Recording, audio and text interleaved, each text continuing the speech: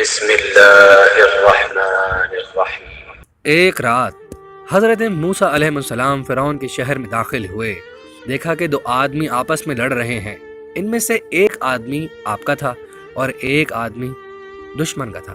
وہ اپنے آدمی کی مدد کے لیے آگے بڑھے اور دشمن کے آدمی کو ایک کھینچ کے گھونسا مارا، جس کی وجہ سے وہ شخص فوراً ہلاک ہو گیا۔ حضرت موسیٰ علیہ السلام چونکہ نبی تھے، فوراً احساس ہوا کہ یہ کارستانی شیطان کی تھی جو بہکانے کا کوئی موقع ہاتھ سے جانے نہیں دیتا۔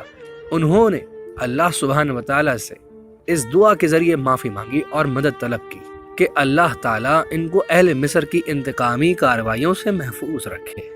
جب بھی کبھی کوئی غلطی سرزد ہو جائے یا کوئی گناہ ہو جائے، اعترافاً یہ دعا پڑھیں اور اللہ سبحانہ وتعالی سے معافی مانگیں۔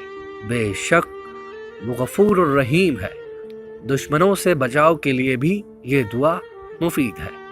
ربی انصرنی علی قوم المفسدین، اے پالنے والے فسادی گروہ کے مقابلے میں میری مدد فرما۔ اس دعا کی خاص بات یہ ہے کہ حضرت لوط علیہ السلام نے اپنی قوم کی شرمناک بدعمالیوں کے خلاف اللہ سبحانہ وتعالی سے مدد طلب کرنے کے لیے بھی یہی دعا مانگی تھی۔ اگر ایسا ہو کہ بے شرم بد اخلاق اور بے دین معاشرہ آپ کے ارد گرد ہو اور اس معاشرے میں زندگی گزارنا پڑے جس کی اصلاح ممکن ہی نہ ہو، تو یہ دعا پڑھیے اور اپنی روزمرہ کی زندگی میں اس دعا کو شامل کر لیں تاکہ گناہ آلودہ شیطانی روش کی بظاہر ہر دل لبھانے والی لالچ سے محفوظ رہیں۔ شکریہ۔